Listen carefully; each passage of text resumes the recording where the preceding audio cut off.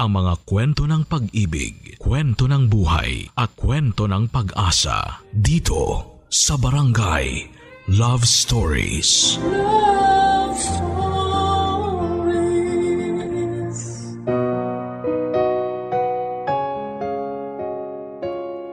Marami tayong pangarap mula noong bata kahit tumanda pa. Pero ang mga ibang pangarap na binuo noong bata ay madalas nakakalimutan sa paglipas ng mga panahon. Minsan matanda na nang maalala o minsan ay talagang nabauna sa limot. Kaya mas maganda talagang ilista ang mga pangarap at plano sa isang bucket list. Tayo nang pakinggan ang maliit na pinagbulan ni Allen, isang lalaking taga-probinsya na nangarap at pinanghawakan ng pangarap sa hawak na listahan. Ang pinaka-goal niya ay ang ma-achieve ang lahat ng nasa listahan gamit lamang ang kanyang sipag, tiyaga at ang mabuting asal. Seryoso si Allen sa mga gustong marating, kaya kahit minamaliit pa siya ay hindi siya nagpapatinag. Sa bawat impyerno daw ay may langit. Kung si Emma ang impyerno sa buhay ni Allen, si Doreen naman ang kanyang langit dahil din sa mga salitang nagpapalakas sa kanya. Samahan akong alamin natin ang kwento ng buhay na literal na nagsimula sa ibaba paangat. Isa-isahin natin ang mga nakasulat sa isang bucket list. Dito lamang sa inyong paborito at nangungunang Barangay Love Stories. Dear Papa Dudut, ako po si Allen, tubong Bicol at hindi po kami mayaman. Kaya bata pa po ako ay tumutulong na ako sa mga magulang ko. Nagsasaka po ang tatay at nanay ko sa isang maliit na lupa na inuupahan namin para taniman ng palay. Ako naman po ay para makatulong ay nag-iigib ako ng tubig para sa mga kapitbahay namin tuwing matatapos ang klase ko. Ang kinikita ko po ay pambaon ko sa araw-araw at ang iba ay panggastos sa mga kailangan sa eskwelahan. Nakakapag-ipon paunti-unti. Marami po akong pangarap at yun po ay nakalista sa isang papel. Doon ko po nililista ang mga gusto kong maabot sa isang bucket list. And speaking of bucket po ay yun po ang balde na ginagamit ko po sa pag-iigib. Para sa akin ay swerte. Kaya tuwing gabi, katabi ko ang balde at sa loob noon ay doon ko inilalagay ang aking listahan ng pangarap. Magto-21 po ako noong makipagsapalaran ako sa Maynila. Yun po ang unang dating ko po doon, baon ng kaunting ipon at ang aking mga pangarap na nakalista sa isang papel. Mamaya ko na po sasabihin kung paano ako nakarating sa Maynila. Babalik lang po ako sa mga panahon na nasa probinsya ko. Meron pong isang babae na nagkagusto sa akin. Siya po si Emma. Noon pa man ay sinasabi ko na sa kanya na kaibigan lang ang tingin ko sa kanya. Pero ayaw niyang pumayag. Pero hanggang doon lang po talagang maibibigay ko. Marami pa po akong gustong gawin bago isipin ang tungkol sa pag-ibig. Kaya dahil po doon ay pinag-initan niya ako. Hindi niya ako tinitigil ang maliitin tungkol sa mga pangarap ko.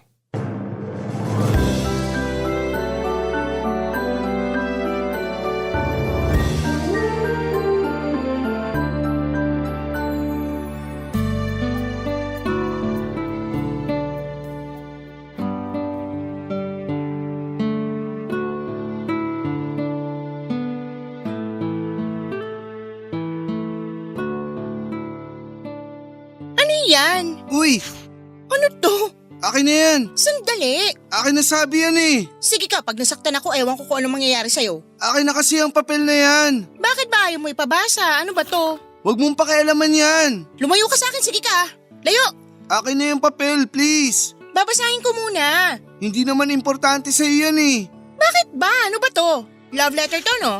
Hindi! Sira ulo ka, ha? Aayawan mo ko tapos makikipagrelasyon ka sa iba? Hindi sabi love letter yan! Akin na nga! Huwag kang lumapit sa akin. Hindi naman importante sa'yo yan, kaya akin na! Babasahin ko muna. Wag! Tumahimik ka. Huwag kang lalapit sa akin, ha? Diyan ka lang. Emma naman, please! Ano to? Ibalik mo na sa akin, please. Bucket list? Ang tanging bucket list na bagay sa'yo ay ang balde mo. Oo na, sige na. Akin na yan. Number 1. Makapunta sa Maynila. Asa ka pa makakapunta ka doon? Tsaka bihirang nagpapaigib doon kaya siguradong gutom ka pag nakapunta ka ng Maynila. Hindi ako nawawala ng pag-asa. Magiging pareho ka lang ng tatay mo. Buti pa nga ang tatay mo nagsasaka. Ikaw, nag-iigib lang. Hindi masamang mangarap. Asa ka pa? Number 2. Makapag-ipon? Ang tanging maiipon mo ay ang mga iniigib mo. May ipon na ako, paunti-unti. Magkano? Iba ka talagang mangarap. Imposible. Walang imposible sa nagsisikap. Nagsisikap? Mag-igib? Ano naman tong number 3? Makabili ng... Makabili ng sariling bahay. Magsisikap ako. Baka matanda ka na, hindi ka pa nakakaipon ng pambili kahit bahay ng gagamba. Akin na. Akin na yung papel. Sandali, nag-i-enjoy pa ako eh. Marami naman pwedeng paglibangan dyan. Itong nakakatawang bucket list mo ang gusto kong paglibangan eh. Akin na yung papel. Sige, lumapit ka. Baka nakakalimutan mo na ayan lang yung bahay namin. Baka gusto mo mabugbog. Emma naman. Anong susunod sa mga ilusyon mo? Teka. Makabili ng kotse. Siguro makakasakay ka ng kotse pag naging driver ka. Susunod, makapagpatayo ng negosyo. Seryoso ba itong mga pinagsusulat mo dito? Siguro naman masaya ka na. Akin na yung papel. Hindi pa tapos, may isa pa. Number 5. Magkaroon ng sariling pamilya? Hindi ka magkakaroon ng pamilya. Hindi ka liligaya. Maligaya naman ako ah. Sinungaling! Isang kahig, isang tuka tapos masaya? Oo, hindi lang naman pera ang nakakapagpasaya sa mga tao eh. O ano pa? Pagmamahal. Yung pagmamahal ng mga nasa paligid ko. Ikaw ba, palagay mo may nagmamahal sa'yo? Oo, mahal ako ng mga magulang ko. Siyempre, magulang mo yun eh. Ano sinasabi mo? Wala, akin na yung papel ko. Sinulat mo pa talaga to? Iba ka rin eh. Hindi ako mawawala ng pag-asa. Pangarap ko yan, kaya gagawin ko ang magagawa ko. Talaga? Wag! Anong wag? Itong bagay sa pangarap mo. Bakit mo pinunit? Para matigil ang ilusyon mo. Sobra ka naman. Wala kang kwentang kausap. Pero napatawa mo ko. Makaalis na nga.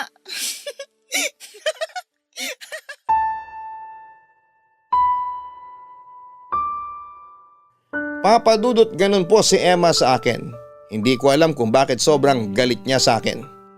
Madami namang ibang lalaki sa amin bakit ako ang pinag-iinitan niya. Pinunit niya man ang papel na listahan pero hindi niya mapupunit ang pangarap ko. Saka nasa utak ko naman yung mga nakasulat doon. Gusto ko lang talagang nababasa para may ma-checkan ako. Wala pa namang ma-checkan doon pero motivation ko kasi yun kapag nababasa ko. Hindi ako papadala sa mga pangmamaliit ni Emma, papadudot. May kayang pamilya ni Emma. Kaya kung papalag ako o pagsasabihan ko siya ay alam kong ako lang ang talo. Kaya tinis ko na lamang yon. Kung magsasalita ako ay lalo lamang siyang mag-aapoy. Kaya pinapadaan ko na lang po talaga. Papadudot ang igiban ay tanaw mula sa mataas na bahay nila Emma. Sa mismong kwarto niya ay makikita na ang igiban kaya malalaman niya talaga pag nandun ako. Isa pa ay yun lang naman talaga ang oras ng pag-iigib ko. Sa tuwing natatapos ang klase. Pero 2 buwan na lang graduation na. Pwede na ako mag-igib kung anong schedule ang piliin ko. Kaya kahit papaano ay may iwasan ko na si Emma. Habang nasa igiban ay may tumawag sa akin. Sinabihan ako ng isang napakaganda at masayang balita. Kaibigan ng tiyuhin ko na nasa Maynila yon. Sinabihan ako na may trabaho daw siyang iaalok sa akin sa Maynila kapag nakagraduate na ako. Para akong balde na napuno ng tubig kasi ang puso ko ay punong-puno ng saya sa magandang balita. Kaya matapos ako makipag-usap ay alam kong 2 buwan pa Pero excited akong tsekan yung unang nakasulat sa listahan ko, ang makapunta sa Maynila. Pero ang saya ko ay mapapalitan naman ng lungkot. Emma, Ano to? Listahan na naman. Hindi ka nadadala. hindi mo masisira ang pangarap ko. Ilusyon, hindi pangarap. Baka pwedeng magpahinga ka naman. Kakatapos ko na magpahinga, nag-ipon talaga ako ng lakas para sa oras na to, no? Kasama talaga ako sa schedule mo. Natural! Kailan mo ba ako tatantanan? Gumising ka sa katotohanan at titigil ng mga to. Gising na gising ako at kitang-kita kita. Pwes, tanggapin mong relasyon natin. Ano? Anong relasyon? Huwag kang magmaang-maangan, alam mo sinasabi ko. Ibabalik ko lang ang sinabi mo kanina. Wala tayong relasyon kasi ikaw lang ang may ilusyon. Mayabang ka na, ha? Sinasabi ko lang ang totoo. Ano pinagmamalaki mo, itong pangarap mo? Ay sorry, panaginip lang pala. Gumising ka kaya para malaman mo na hindi magkakatotoo to. Bakit hindi ikaw ang gumising para matanggap mo na wala akong gusto sa'yo? Kapal mo, wala rin akong gusto sa'yo, no? Oh, ayun naman pala eh. E di tumigil ka na sa mga ginagawa mo sa akin. Desisyon ko to. Sino ka para diktahan ako sa gusto kong gawin? Dahil ako ang ginugulo mo. Paano? Nakakatawa ka. Kakapunit ko lang nung listahan mo kahapon, ngayon may bago ka na naman. Papel lang ang pinunit mo. Kaya kong palitan. Pero ang suma, ganun pa rin. Wala kang mararating. Hanggang dyan ka lang. Akin na nga yung papel ko. Sige, mahawakan mo lang ako, sisigaw talaga ako dito para malaman mong hinahanap mo. Sige, sa'yo na yung papel na yan. Kaya kong gumawa ng bagong listahan. Aba, mayabang ang tono mo ah. Sinasabi ko lang ang katotohanan. Kahit ilang listahan ang punitin mo, yung nakalista pa rin ang importante. Ano to? Bakit may check tong number 1? Wala. Anong wala? Ayan, may check oh. Wala ka na dun. Ayaw mong sabihin? Hindi mo ako mapipilit. Pwes, kausapin mo ng tatay mo. Bakit napasok si tatay dito? Kasi kakausapin ko ang daddy ko na wag nang paupahan sa inyo yung lupa namin para wala kayong pagtaniman. Huwag mong idamay ang tatay ko dito. O bakit? Anong gagawin mo? Bakit pati ang tatay ko idadawit mo sa mga ginagawa mo? Ako na lang. Pwede naman hindi mangyari yon. Basta, sabihin mo lang kung bakit may check tong number 1. Tsinekan ko lang. Ayaw mo sabihin? Sige, maghanap na kayo ng masasakahan nyo. Oo na, sasabihin ko na. Naghihintay ako. Tinawagan ako ng kaibigan ng chewing ko. May naalok na trabaho sa akin sa Maynila. Naniwala ka naman. Oo, Lalo mo akong pinasaya. Unang-una, hindi ka pa nakakapunta ng Maynila. Tsinikan mo na tong listahan mo. dahil sigurado ako matutuloy yan. Asa ka pa? Tigilan mo na kami. Huwag mo nang idamay ang tatay ko. Pinagbabantaan mo ba ako? Nakikiusap ako. Pwes lumuhod ka. Halikan mong pa ako. Pwede ko na bang makuha yung papel? Oo naman. O ayan, buuin mo na lang ulit ang pira-pirasong pangarap mo. Sobra ka talaga. Kulang pa yan. Hintayin mo pang mga kaya kong gawin. Papadudot manhid na ako kay Emma. Parang merienda ko na lamang ang pangmamaliit niya araw-araw. Kaya hinahayaan ko na lamang siya at gusto ko pong ang magpasalamat sa kanya kasi mas nagiging matatag ako at mas magporsigido pa sa mga pangarap ko. Hanggang sa dumating ang araw ng graduation. May maliit na salo-salo na hinanda ang mga magulang ko. Sinabi ko na wag na sana dahil gastos pa. Pero masaya sila sa pagtatapos ko. Masaya din naman ako kasi alam ko na yun na po ang simula ng pag-usad ng mga nasa bucket list ko. Pipilitin kong matchekan lahat ng nakalista. Kung hindi man at least ay gagawin ko din ang magagawa ko para may makamit kahit ilan man sa mga nasa bucket list ko. Ilang araw matapos ang graduation ko ay hindi ako tumigil sa pag-iigib. Pero hindi ko na dinadala ang listahan ko para wala nang punitin pa si Emma. Ganon pa din siya, walang humpay sa pangmamaliit niya sa akin. Bumababa talaga siya ng bahay para lang naitin ako. Pero noong malaman niyang tuloy na ang pagpunta ko sa Maynila ay bilang nagbago ang ihip ng hangin. Para siyang sinapian ng anghel sa sobrang bait. Papadudot na wala ang yabang ni Emma at nakikiusap siya sa akin na huwag na akong tumuloy sa Maynila. Saka ko na sinabi ang pasasalamat ko na kung hindi dahil sa kanya ay hindi ko pipilitin na matupad ang nasa unang listahan. Una, nakikiusap si Emma, tapos nagmamakaawa siya. Pero buo na ang loob ko. Saka matapos ang mga pangmamaliit niya na sinabi sa akin, saka pa ba ako maniniwala na mabait siya? Kaya ayon papadudot, para siyang biglang naging halimaw. Pinagbantaan na naman niya ako na hindi na ipapaupa sa tatay ko ang lupa nila para wala na kaming sasakahan. Papadudot, hindi na umubra ang pananakot ni Emma dahil inuulan po kami ng swerte noon. Yung kaibigan ng tatay na umuupa sa isang may-ari ng lupa para sakahan ay nakabili na ng sarili niyang lupa. Kaya inalok na ipasa kay tatay ang dating pinagsasakahan nito. Mas malaki at mas mura kaya tinanggap na ni tatay. Kaya manakot man si Emma ay may lilipatan na si tatay matapos ang anihan. Galit na galit si Emma at isinumpa niya ako na hindi magtatagumpay. Sa isip ko na ako naman ang magdidesisyon kung magtatagumpay ba ako o hindi. Tuluyan na akong umalis. Sa Maynila naman ay napakabait naman ang kaibigan ng tiyuhin ko. Kasi makalipas ang 6 na buwan ay sinabihan niya ako na kung gusto kong maghanap ng ibang trabaho na bagay sa tinapos ko ay pwede daw. Hindi daw ako pipigilan. Sobrang natuwa ako noon at nagpapasalamat. Hindi nagtagal ay nakahanap ako ng trabaho. Nagpaalam na ako sa kaibigan ng tiyuhin ko at masaya niya akong pinayagan.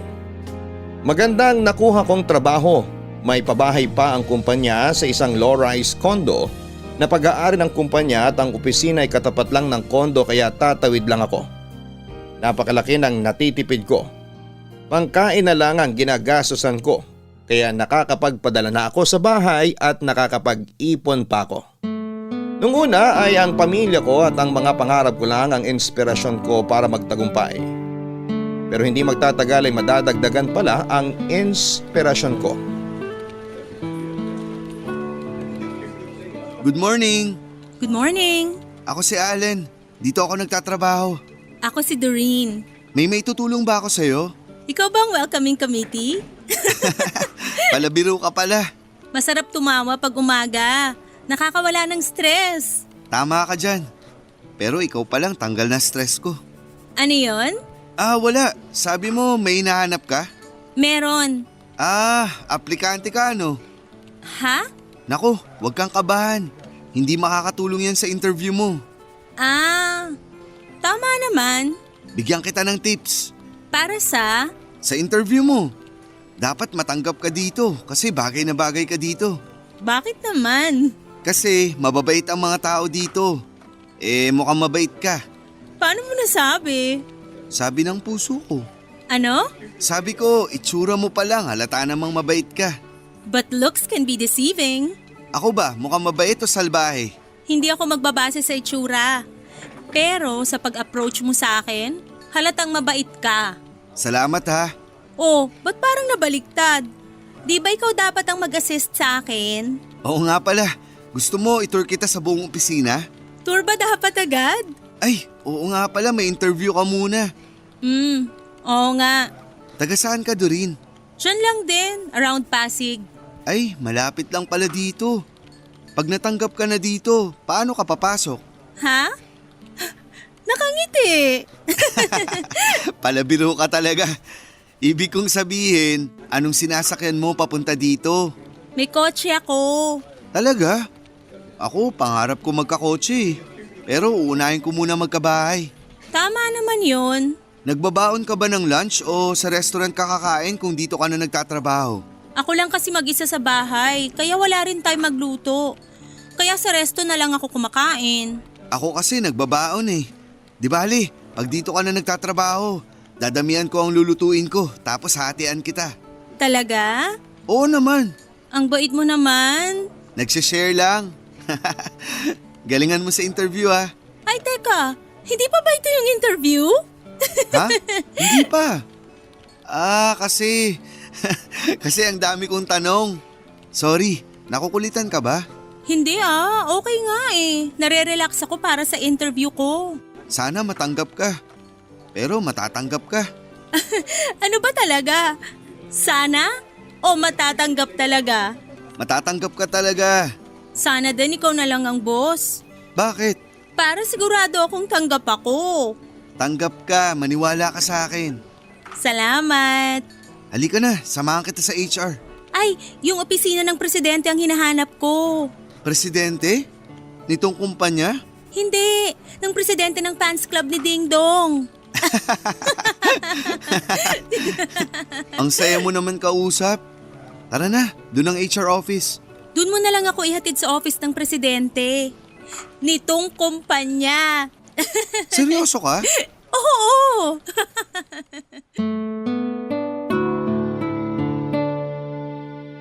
Papadudot dahil pala biro si Doreen. Akala ko ay nagbibiro lamang siya na sa opisina ng presidente siya pupunta. Sinakyan ko ang gusto niya pero may halong pagdududa. Nang makarating kami sa opisina ng presidente ay agad kaming pinapasok ng sekretarya niya sa opisina nito. Doon ako naguluhan. Pagpasok namin ay masayang binati at welcome ng presidente si Doreen. Doon ko lang nalaman na si Doreen pala ay ang bagong VP for Operations. Papadudot hindi ko alam noon kung namula ba ako o nanliit. Hiyang-hiya ko kay Doreen na inakala kong aplikante ay boss ko pala. May halong takot at hiya ko dahil baka negative sa kanyang ginawa ko. Pero nakikita ko siyang nakangiti at parang natatawa.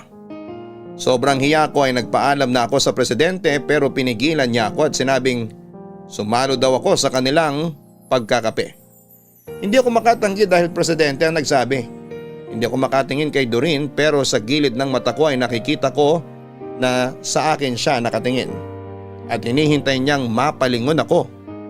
Doon ako ibinida ng presidente na ako na daw ang mag-tour kay Doreen, total ay kabisado ko na ang buong opisina at kilala ko ang lahat ng tao kaya madali na silang ipakilala. Hindi ko alam kung tatanggi ba ako o sasang-ayon. Sinabi pa ng presidente na madami daw akong maitutulong kay Doreen para mas makabisado na ang lahat sa opisina. Na kesyo magaling daw ako at masipag. Hindi ko na makuhang kiligin sa mga papuri kasi hiyang-hiya ako. May biglang kailangan silang kausapin kaya nakakuha ko ng pagkakataon na magpaalam. Kinabukasan naman ay pinipilit kong umiwas kay Doreen pero siya na mismo ang lumapit sa table ko. Allen! Doreen! Ma'am Doreen. Anong nangyayari sa'yo? Wala po.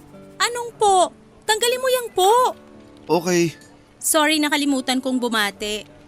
Good morning. Good morning, ma'am. Doreen na lang. Pero boss ko po kayo. Pwede naman yun. Ma'am na lang po. Sige, bahala ka. Okay po. Okay, ma'am. Tara, Po? samahan mo ko. Saan po? Mag-iikot dito sa opisina. Gusto ko din makilala yung iba. May ginagawa pa po kasi ako, ma'am. O, sinong nagpapagawa niyan? Sa office niyo po galing. Ano ba yan? Ay, mamaya na yan. Baka po kailangan na. Ako naman ang may kailangan yan. At hindi ko pa kailangan. Kasi… Tara na. Pero punta muna tayo sa pantry. Gusto ko munang magkape. Tara. Okay, ma'am. Nakilala ko na yung iba dito sa floor. Yung mga nasa ibang floor, di ko pa kilala eh. Sige, ma'am. Ayun po ang pantry. Ayan. Tara, magkape tayo. Sige po, kayo na lang. Nagkape ka na ba? Hindi pa po. Bakit parang nininervyos ka? Pasensya na, ma'am. Alam mo, wag ka nang mahiya. Nag-enjoy naman ako sa conversation natin kahapon. Pasensya ka na kung sinakyan ko yung mga sinasabi mo ha. Pero hindi kita niloko ha. Natutuwa lang ako. Naalala ko kasi nung nag-apply pa lang ako dati. Kala ko nagalit kayo eh. Sinong kami? Sorry, akala ko nagalit ka eh. Bakit naman? Magpapasalamat pa nga ako sa'yo kasi naramdaman ko kagad na welcome ako dito. Ay, mababait naman ang mga empleyado dito. Kaya siguradong welcome ka. Saka isa pa, boss ka. Mainit na yata yung kape. Ako na magsasalin.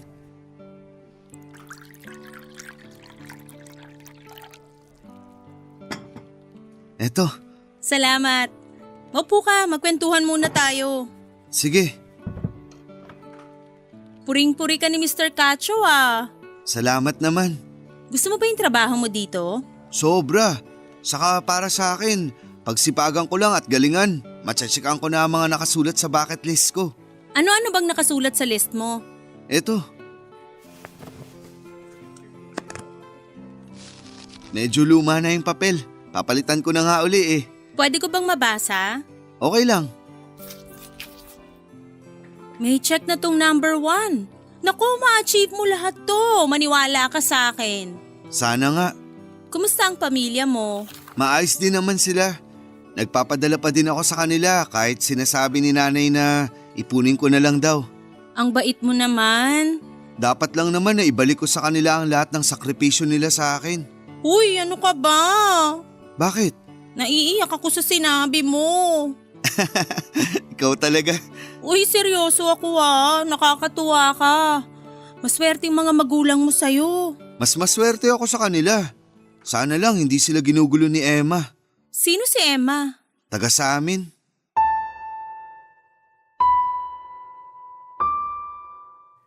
Papa Dudut, ewan ba kung madaldal ako o magaling magtanong si Doreen kasi lahat ng tinatanong niya ay sinasagot ko at hindi basta sagot, may kasamang kwento. Gaya na lamang ng tungkol kay Emma. Ayokong siraan si Emma pero kung maikukwento ko siya ay maikukwento ko talaga ang sama ng ugali niya. Kaya parang sinisiraan ko na din siya. Yun nga lang ay totoo ang sinasabi ko. Magiging sobrang close kami ni Doreen. Siyempre, iba yung feelings ko kasi nung una pa lamang na love at first sight na ako sa kanya. Kaso hindi pwede. Boss ko pa din siya. Pero darating ang isang pag-uusap namin na kung saan ay magkakaaminan kami ng mga damdamin namin sa isa't isa. Hindi ko na matandaan kung paano napunta sa usapang yon pero napunta kami doon. Naamin din ni Doreen na nagkakagusto siya sa akin. Ang katapusan ay nagkaroon kami ng relasyon. Bukod sa relasyong mag-boss. Napakabilis ng pangyayari, Papa Dudut. Parang sa isang iglap ay nag-click kami at naging kami. Pinipilit naming maging profesional sa opisina. Kumbaga'y sekreto lang ang relasyon namin.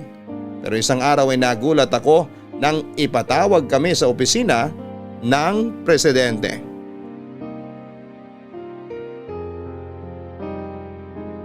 Papa Dudut, eksakto ang ikinakatakot ko kung bakit kami pinatawag ng presidente ng kumpanya. Tungkol po sa relasyon namin ang dahilan ng pagpapatawag pero hindi po galit ang presidente. Una ay kinumpirma niya kung kami nga ba ni Doreen. At nung aminin namin ay nagulat kami noong i-congratulate niya kami. Lalo kong naguluhan at sinabi niya na hindi makikialam ang kumpanya sa relasyon namin. Ang paalala lamang niya ay huwag daw idadamay ang trabaho sa relasyon namin. Alam niya din naman na profesional kami sa opisina at iba pa pag nasa labas na. Kaya natutuwa sa amin ang presidente. Pero hindi pa pala yon ang talagang dahilan ng pagpapatawag niya. Sinabihan niya kami na pag natapos na ang trabaho ay lalabas daw kaming tatlo para mag-celebrate. Gumanda pala ang takbo ng kumpanya noong mga panahon na yon kaya masaya ang aming presidente. Inibita niya kami dahil sa kami naman daw ang mas nakakakilala sa mga empleyado ay gusto niyang mag-organize ng party para sa lahat. Masaya kaming sumang-ayon sa plano niya dahil siguradong matutuwa ang mga kasamahan namin. Natapos ang masayang gabi kahit na ilang ako. At kainuman ko ang presidente ay naging kampante naman ako dahil mabait siya. Isa pa gaya ng sinabi ko ay alam kong lumugar. Noong pauwi ay hatid na ako ni Doreen sa kondo gamit ang kotse niya.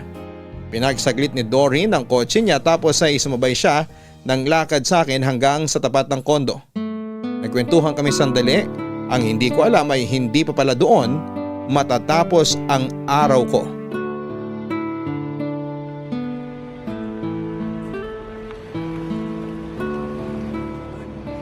Salamat. Oh, saan naman? Sa paghatid. Ano ka ba? First time mo ako inatid kasi dyan lang naman sa tawid ang opisina natin.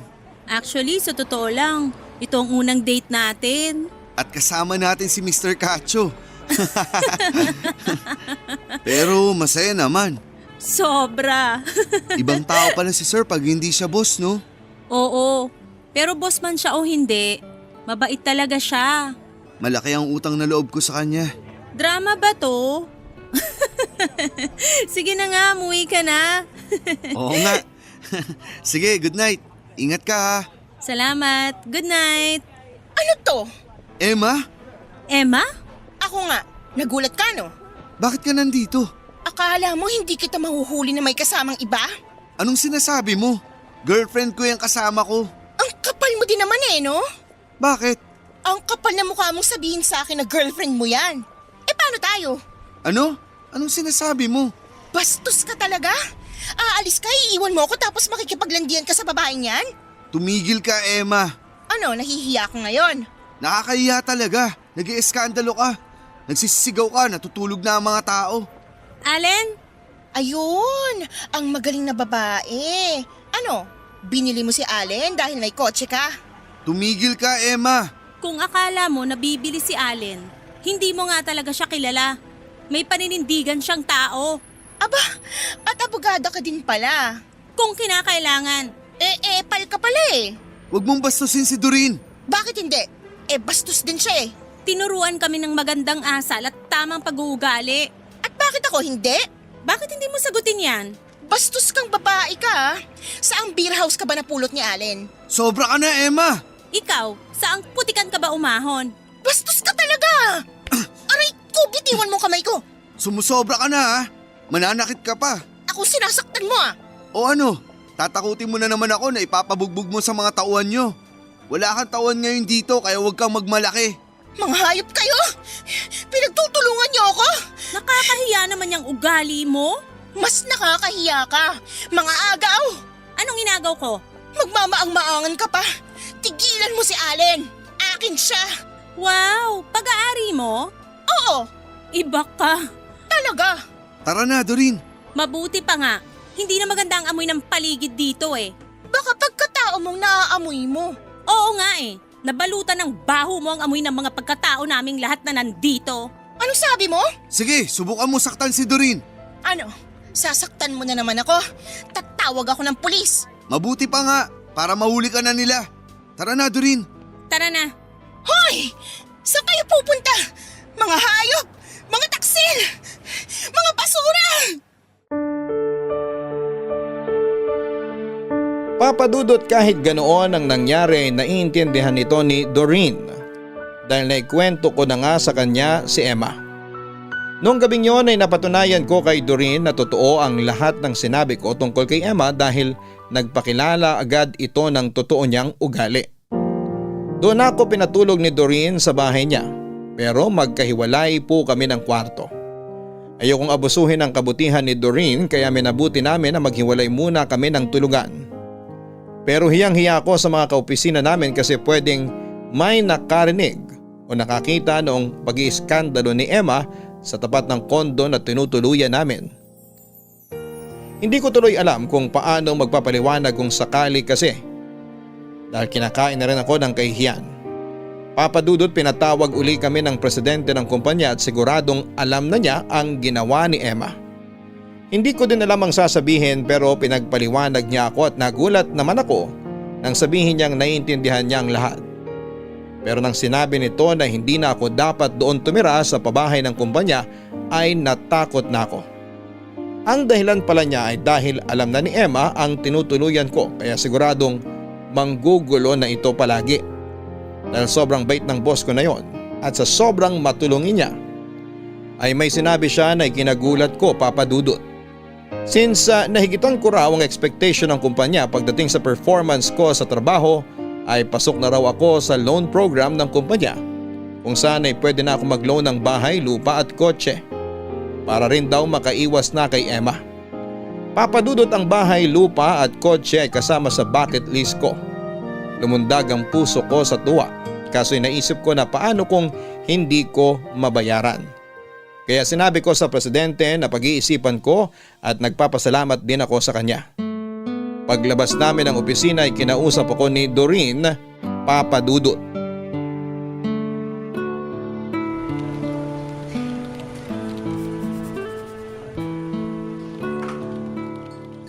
Huy, Ha? okay ka lang? Ha? Oo. Ano bang iniisip mo?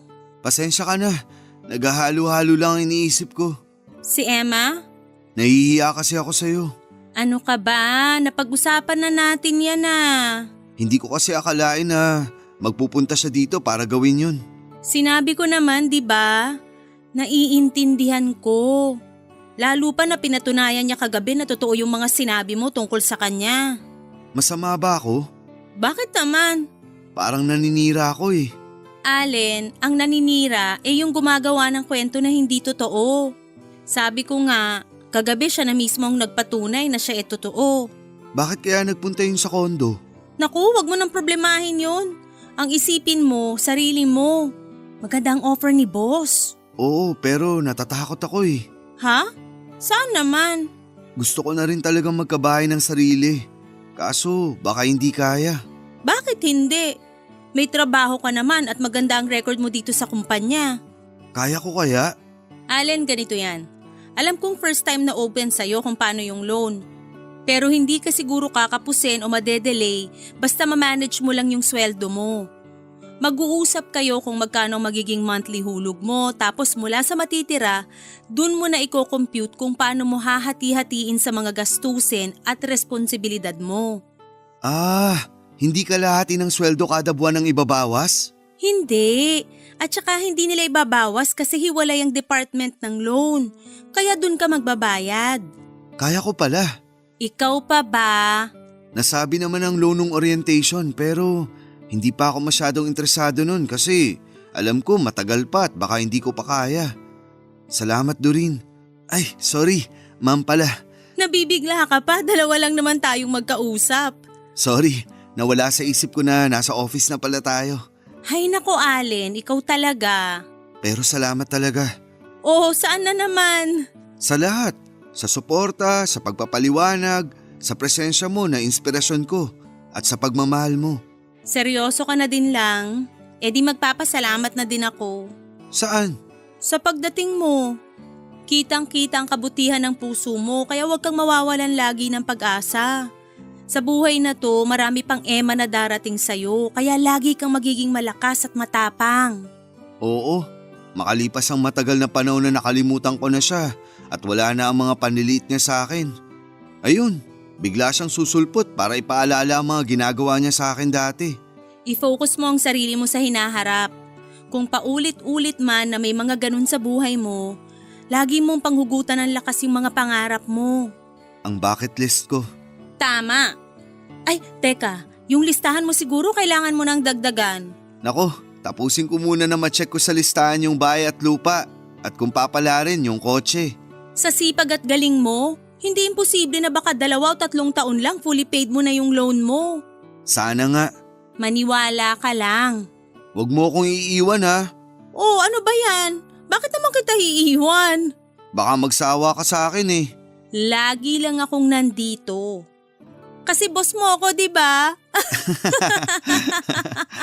Sobrang saya ko. Maa-achieve mo yung bucket list mo. Maniwala ka. Yung nakalista sa huli, at least alam kong anytime na.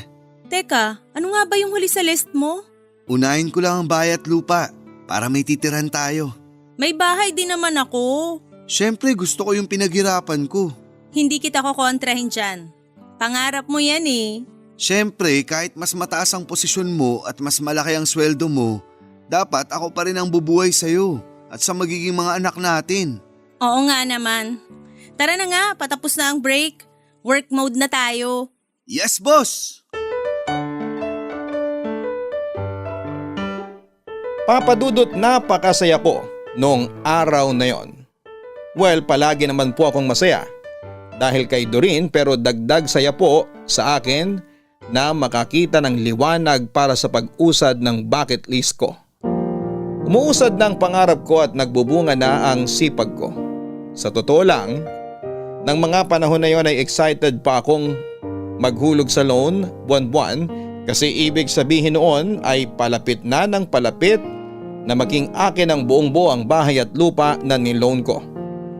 Gusto rin sanang tumulong ni Doreen sa paghuhulog pero nakiusap ako sa kanya. Hayaan ako kasi responsibilidad ko yon. Nirespeto naman niya ang kagustuhan ko. Ang bilis ng panahon. Halos 1 taon na akong naguhulog at hindi naman ako kinapos. Papadudot nga pala, isingit ko lang, kasama sa expenses ko ang paminsan-minsang date namin ni Doreen. Hindi ko inahayaan si Doreen na siya ang magbayad kahit minsan, pero pinipilit niya ako na mag-share daw siya palagi. Para sa akin ay mas matatanggap ko ang ganong setup kesa siya ang magbayad ng buo. Pero hanggang kaya ko ay ako lang ang sumasagot ng mga date namin. Hindi naman maselan si Doreen, kaya kahit saan lang kami ay ayos na sa kanya. Ang importante daw ay ang magkasama kami. Halos 1 taon nang masaya ang mga nangyayari kasi matapos nung araw ng iskandalo ni Emma ay hindi ko na siya nakita pa ulit. Pero sabi ng mga katrabaho ko na doon pa rin sa kondo tumutuloy, ay nakakailang balik daw doon sa kondo si Emma. At tinatanong lahat ng pakiramdam niya na kasama ko sa trabaho. Tinaga ni Emma na mag-imbestiga ng ganon, pero sinabi sa kanya na mga napagtanungan niya na hindi na ako doon nakatira at hindi nila alam kung saan ako lumipat hanggang sa magsawa siya. Napakaswerte ko lang na nalaman man ni Emma ang dating kondo na tinitirhan ko, ay hindi naman niya nalaman kung saan ako nagtatrabaho. Samantala may mga kakilala ako sa probinsya na nagkukwento sa akin na ganun pa rin daw ang ugali ni Emma. Malakas pa rin siyang manlait, and speaking of probinsya, maganda't maayos na rin sina tatay at nanay sa Bicol. Maganda lagi ang ani. Parang napagpaga ng mala si tatay nung umalis sa lupa nila Emma. Pakiwari ko lang naman po, pero masaya ako sa nangyayari sa amin, Papa Dudut. Ayoko munang sabihin kina tatay at nanay na may hinuhulugan na akong bahay at lupa kasi gusto ko silang sorpresahin. Ayaw ko na ding patagalin ang tungkol sa amin ni Doreen, kaya kinausap ko siya ng masinsinan.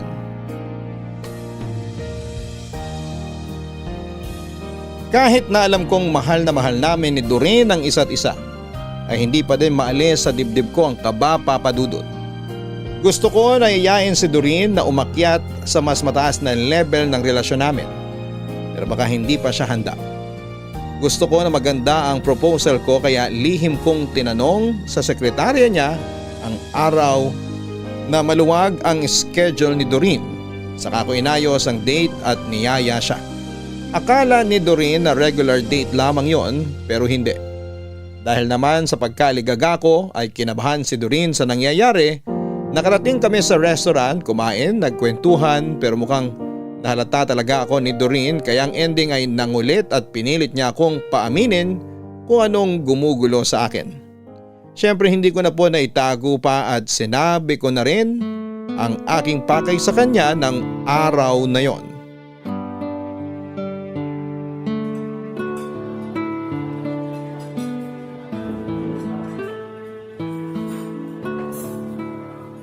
Allen.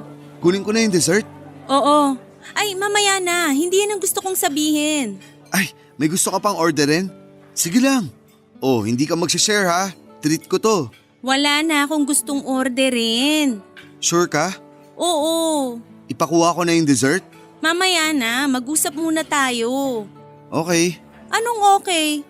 Bakit parang last meal na natin sa dami ng in-order mo? Magji-gym naman tayo bukas, di ba? Hindi yon. Feeling ko pinapahaba mo lang tong usapan. Hindi ah. Allen, araw-araw tayong magkasama sa trabaho at sa personal natin, kaya kilala na kita.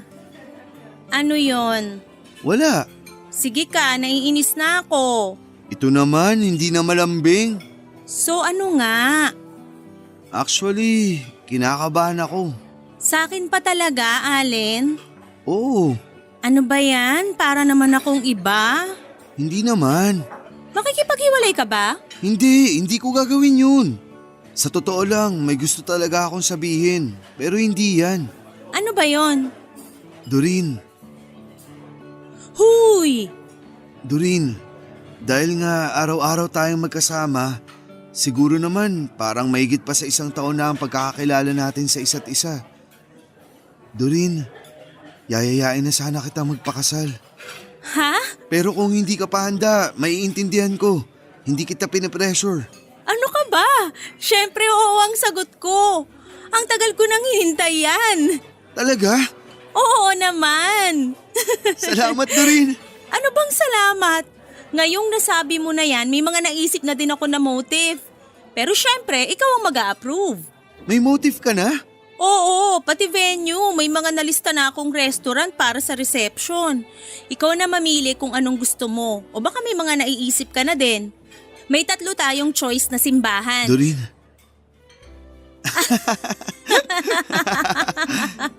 Sorry, advance lang ako mag-isip.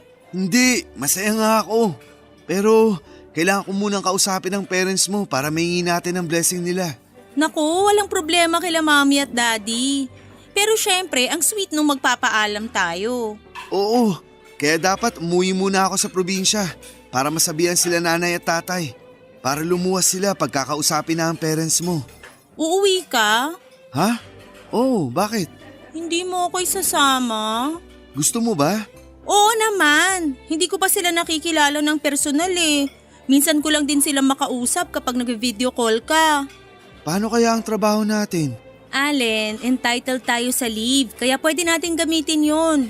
Saka para wag din tayong mabitin sa pagpunta sa probinsya nyo, pwedeng ituloy natin sa maiksing bakasyon. Sige, matutuwa sila nanay at tatay niyan. Baka pag sinabi ko sa kanila yan, mag-prepare na agad yun ng itinerary para sa stay natin. Ang cute! Nakakatuwa naman sila. Siguradong magugustuhan mo sila. Oo naman. Kaharap ko kaya ang produkto nila. Kaya sila ang ugat ng lahat ng magagandang ugali mo. Salamat. Formal? Mabibigay ko na sa wakas yung regalo ko sa kanila. Regalo? Oo, wag mo na akong kontrahin na plano ko na din yun. Kaya ang dapat na lang natin pagplanuhan ngayon, yung pag-uwi sa inyo.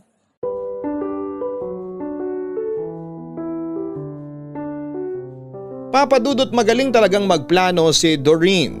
Sa opisina kasi siya ang nag-strategize kaya napaka-smooth ng takbo ng mga plano namin sa trabaho. Naiayos namin ang leave, ang presidente nga ay na-excite nung sabihin namin na mamamanhi ka na ako. Siya na mismo nag-alok na maging ninong namin. Dumating kami sa probinsya, sila tatay at nanay ay pang piyesta ang hinanda. Nahiya pa ako kay Doreen nung una kasi ang daming tao sa bahay nung dumating kami. Mga kamag-anak at mga kaibigan ng pamilya namin. Si Doreen ay parang kakandidato kasi walang pinaligtas. Lahat binati niya at kinausap. Parang kasal na nga po ang nangyari kasi kada mesa ay nilalapitan niya. Siyempre kasunod niya ako matapos makipag-usap sandali ay magpapapicture pa si Doreen kada table. Para siyang nagre-rehearse para sa araw ng reception sa kasal. Natawa na lamang ako kasi kulang na lang ay umarkila ng banda si tatay. Napakasaya ng pamilya namin ng araw na yon.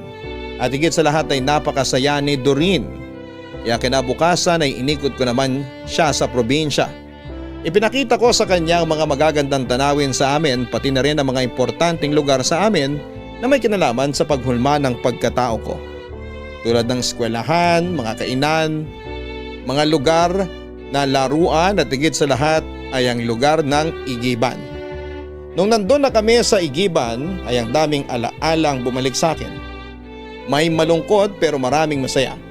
Dala pala namin ang balde na ginagamit ko noon na talagang nakatago lang sa bahay kasi parang kakambal ko na yon. Ang saya ng alaala ko sa baldeng karamay ko. Dahil sa balde na yon ay nabuo ko ang bucket list ko. Masaya kami pero may nakalimutan ako papadudot. Dahil sa gustong gusto kong ipakita kay Doreen ang Igiban ay may nawala sa isip ko.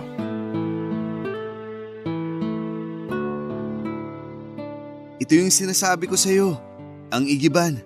Madami na din nagbago pero nandiyan pa rin ang Igiban. Wala pa kasi ako sa mundo, Igiban na yan kaya masasabing landmark na yan dito. Dito ka pala nagsimulang mangarap? Oo, dito nga. Matanong ko lang, bakit nagpapaigib yung mga tao dito? Wala pa bang mga gripo sa mga bahay? Yung iba wala pero karamihan meron na. Kaso mahina ang daloy ng tubig kaya nag-iipon pa rin sila. Saka mabuti na rin yung ganun. Mabuti? Na mahina ang daloy ng tubig? Oo, Kasi kung malakas ang daloy, edi walang magpapaigib, edi wala akong trabaho. Oo nga naman. Pero ngayon, maayos na ang daloy ng tubig dito. Sobrang alaala ko dito. Siguro mag-donate tayo para palagyan natin ng arko at bubong. Pero open lang yung dingding para lang siyang shed, ganon. Naisip mo talaga yan ha? Oo naman, bilang parangal sa igiban. Alam mo, binalak na dati yan. Lagyan ng bubong dito. Mas marami pa raw kasing mas dapat unahin sa mga proyekto dito kaysa ang bubong. Malilim naman dito kapag pasado alauna na yung katirikan ng araw. Kasi yung anino niyang malaking bahay dito, tumatama kaya may lilim dito. Ay! Bakit? Nawala sa isip ko. Urong tayo dito ng konti. Bakit? Yung malaking bahay, bahay nila Emma. Nawala sa isip ko. Itong sinasabi mo na lilim sa tanghali? Oo. Yung bintana sa gilid, kwarto niya yun. Baka makita niya tayo. Kaya pala sabi mo madalas na alam niya yung schedule mo kasi nasisilip ka pala niya sa bintana. Oo, kahit nga magtago ako, malalaman niya pa rin. Paano? Kasi kilala ng lahat ang timba ko, kaya pag nakita niya na nakasalang sa gripo ang timba ko, alam niya nandito na ako. Grabe naman yung babae na yun. Kahit malilim na dito pag nag-iigib ako, para pa din ako nakabilad sa araw. Dahil sa araw-araw na ginagawa ni Emma sa akin. Hayaan mo na, maganda naman ang naging kapalit. Mabuti na lang hindi ka naniwala sa kanya. Oo, kahit ginagawa niyang impyerno ang buhay ko, naniniwala pa rin ako sa langit at tutuparin nito ang mga pangarap ko. Anyway, tara na, baka maabutan pa tayo nun. Saan kayo pupunta? Emma, Nagulat ka, no? paalis na kami. Hindi kayo aalis. Kausapin mo ko. Binastos niyo ako sa Maynila. Iniwan niyo ako habang nagsasalita. Unang-una, hindi ka namin binastos. Ikaw ang nambastos sa amin. Pangalawa, hindi ka nagsasalita nung iwan ka namin. Nag-ieskandalo ka. Tara na, Allen. At sino kang magdidikta kay Allen ang gagawin niya? Excuse me, hindi ako marunong magdikta. Kasi may kanya-kanyang isip ang tao at alam nila kung sino ang gusto nila at hindi. Bastos ka talaga. Bastos? Hindi tinuro sa akin yan ng mga magulang ko. Sa'yo ba? Matapang ka na sa balwarte kita. Tumigil ka na, Emma. Tara na, Doreen. Isa ka pang hampas lupa ka. Nangungupahan lang naman kayo dati sa amin ng sakahan ah. Anong sabi mo? Hampas lupa? Hindi mo pa ba kilala kung sino yung kausap mo? Pues ipapakilala ko sa'yo si Allen. Malapit nang ma-promote na Head of Internal Affair. Kung tutusin, VP na nga ang ka-level eh. O ano ngayon? Care ko. Gusto ko lang sabihin na nasa 5 digits ang sweldo niya monthly. At dahil sa promotion, magiging 6 digits na siya. Kung alam mo ang sinasabi ko.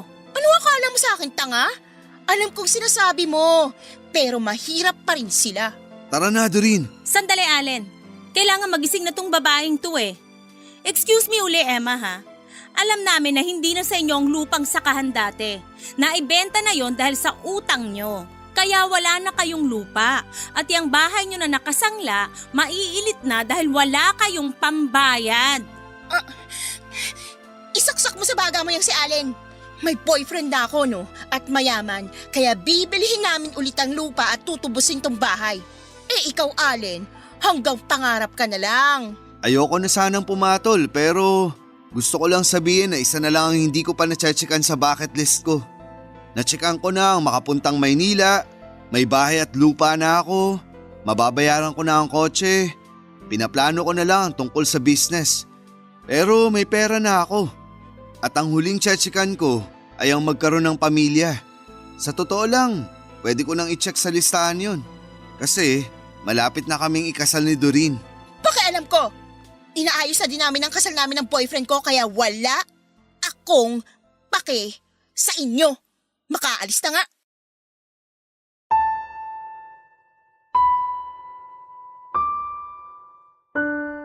Papadudot na pangangako sa dami ng impormasyong alam ni Doreen tungkol kay Emma at sa pamilya niya. Kaya naman pala dahil nga sa kinakausap ni Doreen ang lahat ng bisita noong pa-welcome sa amin, ay madami ding naiambag na chismis ang mga ito ang mga nakausap niya. Nakakatawa pero nasabi ko na lamang ay buti na lang dahil pa nagkataon ay magtutuloy-tuloy ang pangmamaliit ni Emma. Pero nagmalaki pa rin ito na parang ayaw gumising sa bangungot niya. Isang linggo kaming nasa probinsya, sinulit namin yon. Wala nang stress kasi maski si Emma ay hindi na namin nakita pang muli. Siguro'y napahiya na. Kaya sa pagbalik namin sa Maynila ay plinano na namin papadudot ang pamamanhikan sa mga magulang ni Doreen. Nang may set na ang araw ay pinalawas ko kagad sina tatay at nanay. Doon na nila nalaman ang isa pa sa sorpresa ko na bahay at lupa. Masayang masaya sila. Masayang nagkikita ang mga pamilya namin at lahat ay sang-ayon at walang hadlang sa nalalapit na pagpapakasal namin. Naganap ang kasal at napakasayang araw para sa amin. Nagtayo kami ng sarili naming business pero hindi kami umalis sa kumpanyang pinagtatrabahuhan namin. Hindi ko basta-basta iiwan ang kumpanyang malaki ang naitulong para sa aking bucket list. Si Doreen ay bumili ng malaking lupa para sa kanya sa probinsya namin. Malaking parte ng lupa ay si tatay na ang nagsasaka. Ang ibang parte ay pinapaupahan at si tatay din ang namamahala. Ako naman dahil sa pagmamahal ko sa aking pinanggalingan, ang pag-iigib ay nagtayo ako ng water refilling station. May 3 branch ako sa amin sa probinsya at merong 4 na branch dito sa Maynila. Si Emma naman ay nasa probinsya pa rin. Ang mga magulang ni Emma ay binigyan siya ng kapirasong lupa mula sa lupa na kinakatirikan ng bahay nila. Doon nagpatayo ng maliit na bahay si Emma para makapag-solo na siya. Doon na nakatira si Emma ngayon. Ang huling balita ko mula sa kakilala ay hiniwalayan na raw si Emma ng ipinagmamalaki niyang boyfriend. Hindi daw nito kinaya ang ugali ni Emma. Kami naman ni Doreen sa kasalukuyan ay masaya, kasama na rin si Allen, ang aming 1 taong anak na babae. Salamat po Papa Dudut sa pagbibigay daan sa aming kwento. Nawa ay marami pa kayong kwento ng mga kabarangay ang maitampok sa Barangay Love Stories. Manatili po kayong number 1, Barangay LS 97.1. Ang inyong forever kapuso at kabarangay, Allen. Walang imposible sa bawat pagsisikap. Maganda talaga ang gumawa ng bucket list at piliting may sakatuparan ang bawat nakalista dito. Pero gawin po ito ng paisa-isang hakbang lang at huwag i-pressure ang sarili. Masayang mamarkahan ng check ang listahan. Pero kung hindi uubra, huwag nang ipilit at baka sa ibang araw pa ito dumating. Maling husgahan ang pangarap ng iba. Walang pangarap na hindi matutupad dahil sa pagsisikap. Hanggang sa muli, ako po ang inyong si Papa Dudut sa mga kwento ng pag-ibig, buhay at pag-asa sa Barangay Love Stories number 1. Sabay-sabay nating pakinggan ang iyong kwento ng pag-ibig, buhay at pag-asa. Ipadala lang sa barangaylovestories@yahoo.com. Nagustuhan ng iyong napakinggan? Ituloy yan via live stream sa www.gmanetwork.com/radio.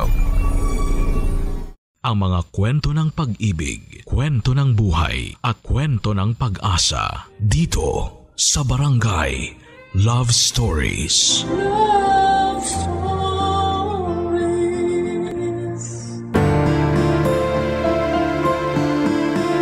Minsan, ang pagmamahal ay nawawala sa lugar, lalo na pag pinipilit nating itama ang pagkakamali. At kahit na anong gawin natin ay magkakaroon pa rin ito ng komplikasyon sa dulo. Ikaw kabarangay, naipit ka na ba sa isang komplikadong sitwasyon? Dear Papa Dudut, magandang araw sa inyo at sa mga kabarangay natin na nakatutok sa Barangay Love Stories. Isa ako sa mga libu-libo ninyong tagapakinig at panatiko ng inyong programa sa radyo. At napasulat ako upang humingi ng payo sa mga kabarangay natin ang sitwasyon ko sa aking kapatid na si Edric. Hindi niya tunay na pangalan. Pero bago ang lahat ay magpapakilala muna ako. Tawagin niyo na lamang po ako sa pangalang Rima, 32 years old, isang photographer at taga Manila. Magkasama kami sa bahay ng nakababata kong kapatid na si Edric.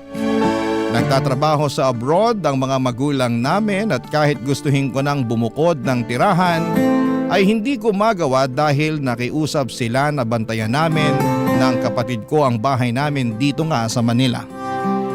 Hindi naman kami mahirap pero malayo rin sa pagiging mayaman. Siguro ay may kaya lamang dahil parehong masipag magtrabaho ang parents namin. Pero katulad ng ibang pamilya ay hindi rin perpekto ang sa amin, Papa Dudut. At ang pinakamalaking isyo ko ay ang pagiging sutil at pasaway ng nag-iisa kong kapatid, Papa Dudut.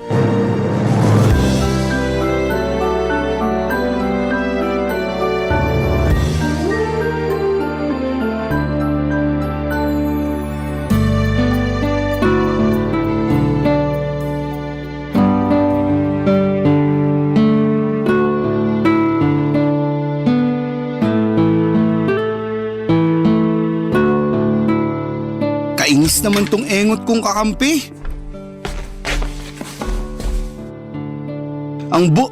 Ay, takte! Bakit nawala ng connection? Ano nangyari? Nakuha mo pa magtanong? Di ba ba halata? Pinatay ko yung wifi. Anak ng tokneneng naman, Ate Rima. Bakit mo ginawa yun? Kita mo naglalaro ako. Oo nga, nakikita ko. Pero naiirita ako sa'yo eh. Wala ka nang ginawa maghapon magdamag kundi maglaro. Pati ba naman paglalaro ko issue sa'yo? Dami mo namang issue sa akin. Madami naman talaga kasi kasalanan mo rin naman. Ano na namang ginawa ko? This oras na ng gabi, di ba? Tapos napakaingay mo pa. Kahit dun sa kwarto ko, dinig na dinig yung pagsasalita mo ng kung ano-ano. Malamang nagagalit ako sa kakampi ko. Masyadong aanga-anga. Pero ngayon sa'yo na ako nagagalit kasi masyado kang epal. At ako ba talaga ang epal? Sino pa nga ba? Alangan naman ako ikaw ang nagpatay ng wifi kahit na naglalaro ako. Kung di ba naman epal tawag dun? Sige nga. Wag mo ako matawag-tawag na epal, Edric ha? Ako pa rin ang ate sa ating dalawa. Hindi ko naman nakakalimutan yun. Pero para yatang masyado mo nang ginagamit ang pagiging ate mo sa ating dalawa. Bakit? Masama ba yon? Hindi, pero nakakainis na kasi. Lagi na lang porke ate kita, ikaw na ang dapat masunod. Sino pa ba ang dapat masunod? Ako naman ang mas matanda sa ating dalawa. Yun na nga eh. Saka huwag mong questionin ang pagiging ate ko kasi di naman ako pala utos sa'yo. Saka kung makapagsalita ka dyan, akala mo kung sino kang pinagbabawalan na gawin ang gusto mo ah. Ang hinihingi ko lang naman konting konsiderasyon, lalo na't gusto ko sana magpahinga. Pero di ko magawa kasi napakaingay mo. Bakit di ka nalang mag-earphone kung naiingayan ka pala sa akin? Bakit di mo nalang kaya i-zipper yung bunganga mo para di na maingay? Para namang pwede kong gawin yun. Pwede namang itikom mo pero pinipili mo lang na hindi gawin. Ay nako, parehong-pareho talaga kayo ni Lola na masyadong istrikta. Kung makaasta ka kasi parang di rin ako nakatira sa pamamahay na to. Hoy ate, ipapaalala ko lang sa'yo na hindi mo lang to bahay. Kina mama at papa to at anak din naman nila ako kaya may karapatan ako rito. Hoy Karen, saka sinabi ko ba na wala kang karapatan sa bahay natin? Pati si Lola na nananahimik na sa hukay at dinamay mo pa. Gusto mo bang bumangon yun doon tapos dalawin ka rito at kaltukan dahil sa mga katwiran mong baluktot? Huwag ka naman magsalita ng ganyan. Alam mo namang kinikilabutan ako eh. Kahit lola natin yun, kadiri pa rin. At nakakatakot na babangon siya sa hukay tapos dadalawin tayo rito. Anong tayo? Ikaw lang? Bakit ako lang? Kasi ikaw lang naman yung pasaway sa atin. Grabe ka naman. Ikaw ang mas grabe. Kung umasta ka, kala mo teenager ka pa rin 26 years old ka na. Nako. Kung pagsasabihan mo na naman ako tungkol sa paglalaro ko ng mobile games, alam ko naman yun. Paulit-ulit ka na lang sa mga sinasabi mo. Daig mo pa yung sirang plaka. Paano ako di magiging sirang plaka napakapasaway mo? Tapos hindi ka pa makaintindi. Talagang masisiraan na ako ng ulo sa'yo, malapit na. Oo na, sige na. Kasalanan ko na. Palagi naman eh. Mabuti pa matulog ka na. Ayoko pa. Kung ayaw mo matulog, di magpatulog ka. Papa Dudut, wala naman kaming kasambahay para magbuhay hari ang kapatid ko at iasa sa akin ang mga gawaing bahay. Mabuti sana kung hindi ako nagtatrabaho, malamang ay pagod na ako pag uwi ko pa lamang. Kaya nga hindi ko mapigilang mapikon at magalit sa madalas niyang ikatuwiran na palibasa'y lalaki siya at wala namang kaalam-alam sa paglilinis ng bahay. Tapos babae ako, kaya dapat ako ang gumawa ng mga yon. Dahil mas madalas na malayo ang mga magulang namin ay lumaki kami ng kapatid ko sa pangangalaga ng aming lola na siyang nanay ni mama.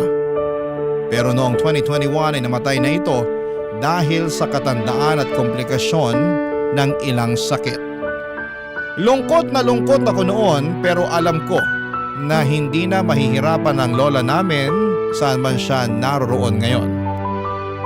Kaya lang ay naging mas mahirap sa akin na pasunurin at sawayin si Edric dahil pakiramdam niya ay pwede na niyang gawin ang lahat ng gusto niya dahil wala na si lola na madalas ay sumasaway sa kanya noon. Spoiled din kasi ang kapatid kong ngayon na palaging kinakampihan ni na mama at papa. At kahit na sa edad niyang 26 years old ay parang bata pa rin siyang umasta. Isang araw ay merong sinabi sa akin si Edric dahilan para magulat ako ng husto. Papa Dudut.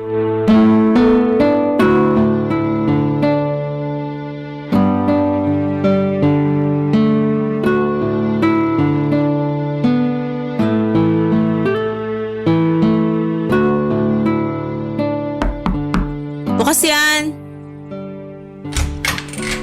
Ate Rima, busy ka ba? Medyo.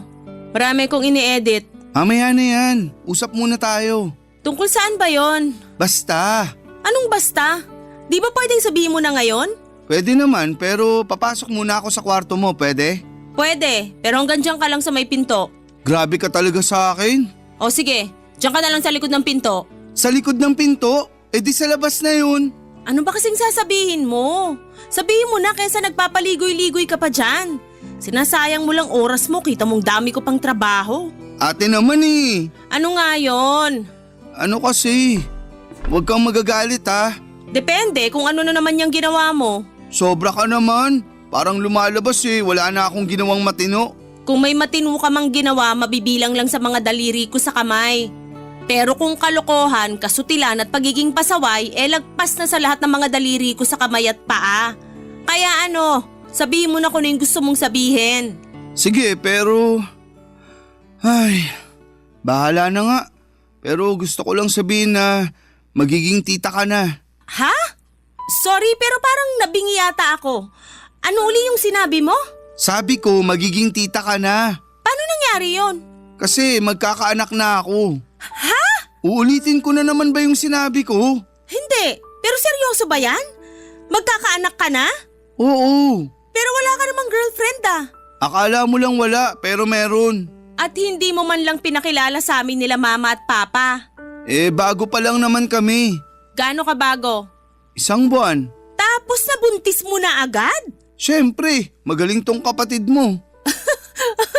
Binida mo pa talaga yan eh. Sigurado ka na ba dyan sa pinasok mo? Hindi naman sa pag-aano, no? Pero hindi biro-biro ang pagkakaroon ng anak. Alam ko naman yun. Tsaka feeling ko ready na naman ako para magkaanak. Ang tanda ko na kaya. Ayoko namang dumating yung punto na uugod-ugod na ako tapos tsaka pa lang ako magkakaanak. Kaya ikaw ate, mag-anak ka na rin. Sige ka. At bakit naman napunta sa akin ang usapan? Concerned lang naman ako sa matres mo kasi di ba? Ganun yung mga babae. Habang tumatanda nahihirapan na magkaanak. Salamat sa concern mo sa matres ko pero ayos lang naman ako. Hindi ko pa gusto magkaanak kasi alam ko wala pa akong may papakain sa magiging baby ko. Grabe ka naman. May trabaho ka naman ah. Oo nga, pero di pa sapat ipon ko. Siyempre tutulungan ka ng magiging asawa mo nun. Pwede ba? Wag na nga natin pag-usapan ng tungkol sa akin. Yung tungkol sa'yo ang pag-usapan natin dito kasi nakakaloka lang na wala kang ang trabaho tapos nakuha mo pang mag-anak?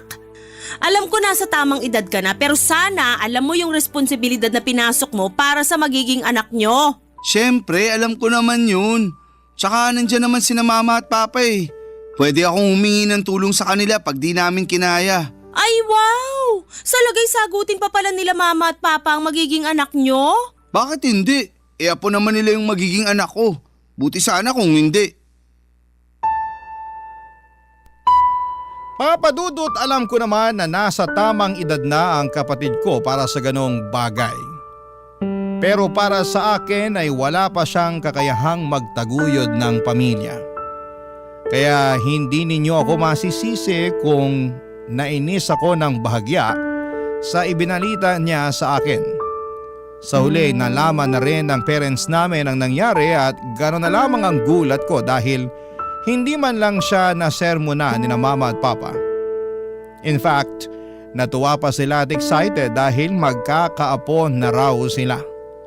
Sa kabilang banda ay napaisip ako kung ako lang ba talaga ang kontrabida sa pamilya namin dahil hindi ko kayang suportahan ang kaligayahan ng kapatid ko. Pero naisip ko rin naman na hindi ko siya hinahadlangan. Para saan hindi ba? Ang akin lang ay gusto ko siyang mag-mature at mas maging responsable. Lalo na at magkakaanak na siya. Dapat ay matuto na siyang tumayo sa sarili niyang mga paa at hindi na palaging palaasa, Papa Dudut. Barangay Love Stories. Barangay Love Stories. Papa Dudut, simula pagkabata ay si Edric na ang paborito ng mga magulang namin. Sinasabi lang nila na pareho nila kaming paborito dahil mga anak nila kami, pero ramdam na ramdam ko na mas higit ang pagmamahal nila sa kapatid ko. Nung una ay kinakalungkot ko yon, pero sa huli ginawa ko na lamang inspirasyon ang bagay na yon para tumayo sa sarili kong mga paa. Buti na lamang sa aming dalawa ni Edric ay ako ang paborito ng lola namin. Sa pagpapatuloy ng sulat ko ay hindi nga nagtagal ay pinakilala sa amin ni Edric ang babaeng nabuntis niya. Masasabi ko naman na mabait ito kaya naman pumabor sa kanila ang mga magulang namin. At kahit na nasa malayo ay binigay nila sa kapatid ko at sa girlfriend niya ang basbas nila upang maikasal. Oo, ikinasal sila sa huwes at sa pag-uwi na lang daw ng mga magulang namin gaganapin ang kasal sa simbahan. Sa bahay namin tumira si Edric at ang asawa niya. Sa loob ng 6 na buwan ay pinakisamahan ko sila ng maayos, Papa Dudut.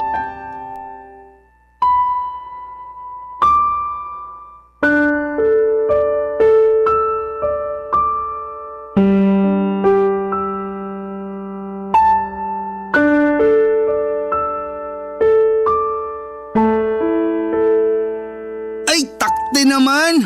Bohopols, wagas! Imbis na pa ganito, pa ganon. Edric, kailan mo planong hugasan yung mga pinggan dun sa lababo? Mamaya na! Kanina ka pa mamaya ng mamaya eh. Ikaw nga, kanina ka pa utos ng utos dyan. Aba, bakit naman nagagalit ka dyan? Kasi masyado kang utosera. Sabi-sabi ka pa nun na di ka pala utos, pero pati paghuhugas ng pinggan sa akin mo pa inaasa. Kita mong busy ako oh. Naglalaro ako, di ba? Ay, takte! Wala na. Talo na kami nag-dial sa'yo. At bakit ako sinisisi mo? Sino pa ba sisisihin ko? Yung asawa ko wala naman dito kasi nasa trabaho. Buti pa yung asawa mo kahit buntis ang sipag-sipag magtrabaho. Tapos ikaw na naturingang lalaki nga pero nandito lang sa bahay at naglalaro lang ng mobile games.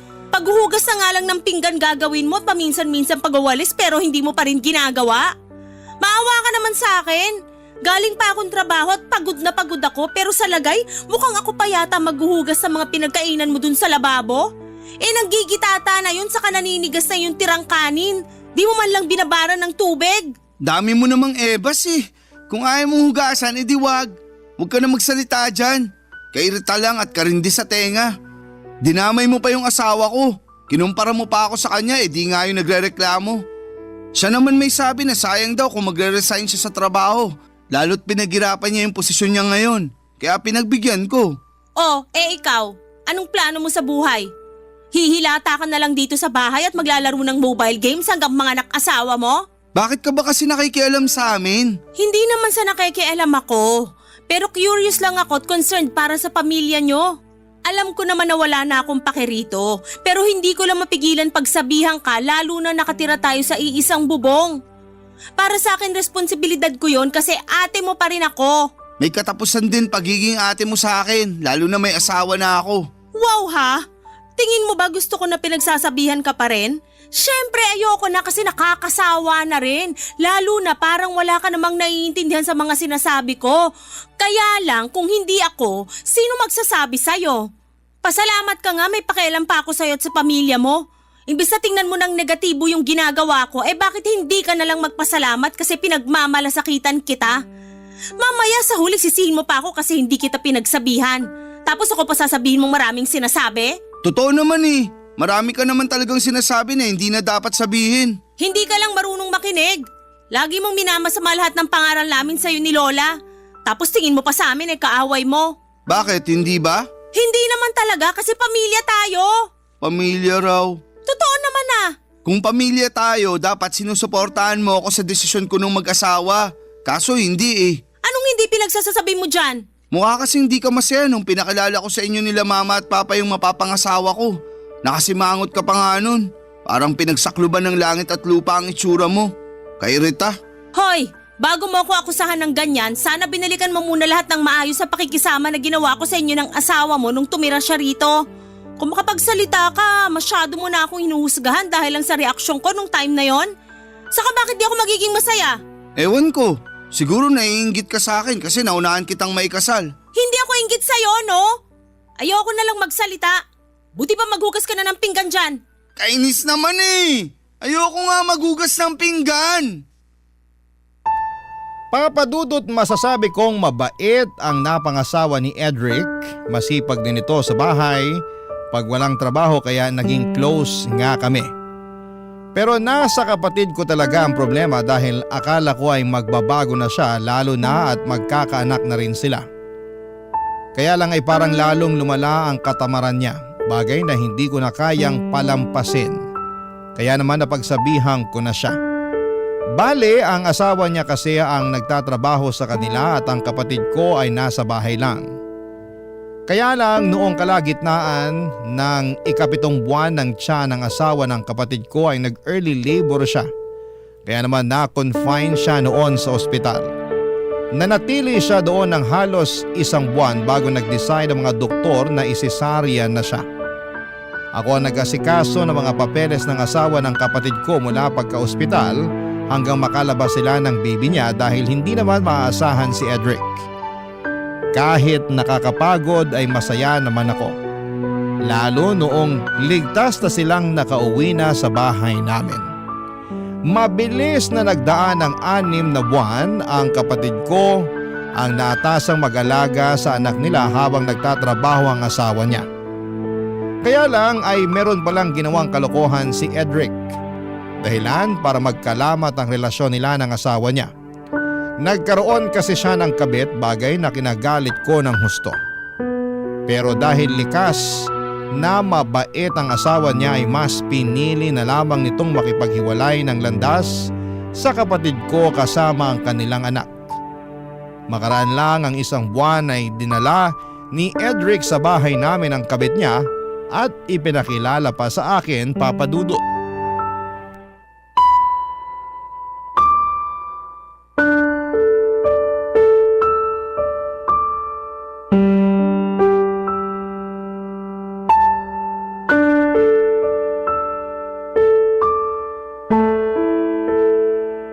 Ate Rima, siya nga pala si Abilene, girlfriend ko.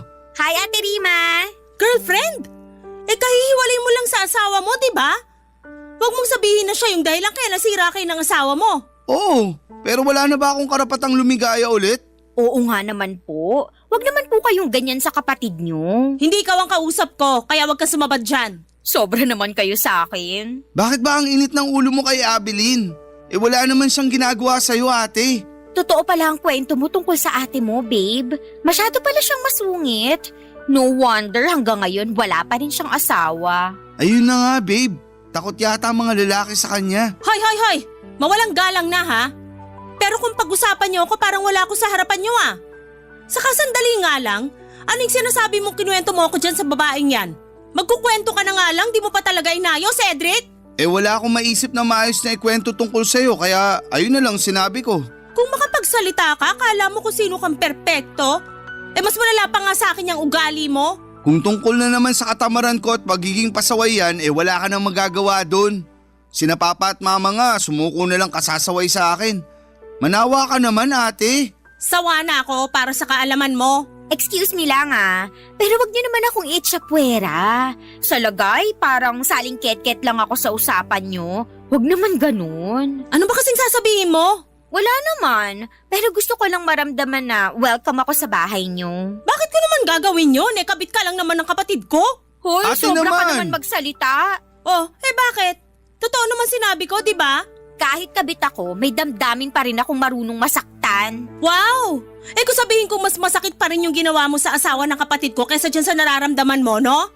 Para yan lang, dinadaing mo na? Hindi ko naman siguro kasalanan kung mas binahal ako ng kapatid niyo kaysa sa dati niyang asawa. Sa bagay, ako na to eh. Diba babe, ako na to eh. Oo, babe ko. Ay, nako, napaka-ilusyonada. Tama na nga ang pagsasalita mo ng ganyan sa girlfriend ko. Kung di mo kayang tanggapin si Abeline, sana respetuhin mo na lang siya. Marunong ako rumispeto sa taong karespe-respeto. Naku, talaga naman. Napaka-kontrabida mo talaga sa buhay ko kahit kailan. Ako pa ang kontrabida? Nakakabwisit mga desisyon mo sa buhay? Tapos walang hiya ka rin sa part na sinama mo pa talaga rito sa pamamahay natin yung kabit mo para ipakilala sa akin. Saka umuhugot ng tapang, ha? Inborn na sa akin yun. Pati kapal ng mukha, inborn na rin sa'yo eh. Pareho kayo ng babaeng yan, oh. Oh, bakit naman ako nadamay bigla? Di ba ayaw mo nang na-echipuera? Ayan, dinamay na kita para wala ka nang masabi dyan. Grabe ka na talaga sa akin, Ate Rima. Huwag mo nga ako maate-ate dyan. Ilang taong ka na ba? 32 na ako. 30 pa lang ako para sa kaalaman mo. Talaga? Pero mas mukha kang 40 sa paningin ko. Tapos ako tingin sa akin ni Baby 22. Diba babe ko? Oo, babe ko. Sabi sa'yo eh.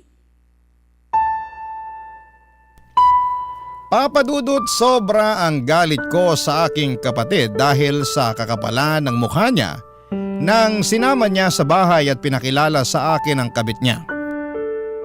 Hindi ko alam kung saan sila kumukuha ng kahihiyan para gawin ang bagay na yon, pero nakakabilib talaga sila. Gustong gusto kong balatan ng buhay si Edric ng mga panahong yon, pero pinigilan ko na lamang ang aking sarili. Sa uli wala na rin akong magawa lalo at sinabi ng parents ko na hayaan na lang daw si Edric at ang bago niyang karelasyon na tumira sa bahay namin. Yung asawa naman daw niya ang umalis kasama ang bata kaya wala na raw silang magagawa doon. Sa totoo lang ay sobrang dismayado ako sa mga magulang namin dahil lumalabas na kinukonsente na naman nila ang katarantaduhan nito. Grabe, papadudot ang ginagawa ng kapatid ko at para sa kanila ay wala lang. Barangay Love Stories. Barangay Love Stories. Papadudot, tulad ng bili ng parents namin ay pinakisamahan ko ang kabit ni Edric sa pamamahay namin kahit na sa totoo lang ay surang-sura ako sa pagmumukha niya. Para sa akin ay hindi siya ang dapat nakatira sa bahay namin kundi ang totoong asawa at anak ng kapatid ko. Alam ko na hindi ko na kontrolado ang mga nangyayari pero patuloy ko pa rin sinisisi ang kapatid ko dahil hinayaan niyang masira ang pamilya nila. Dahil walang trabaho si Abeline ay si Edric ang nagtatrabaho. Aaminin kong nagulat ako kasi kaya naman pala ng kapatid ko na magmanat ng buto at hindi lang umasa sa padala ng mga magulang namin. Nakakapanghinayang lang na sana'y noon pa niya yon naisip. Dahil nasa trabaho si Edric, ay si Abeline ang madalas maiwan sa bahay namin at kung wala naman ako sa studio ay sa kwarto ko ginagawa ang aking trabaho. Kaya naman hindi talaga maiwasan na mag-cruise ang aming landas ng kabit ng kapatid ko.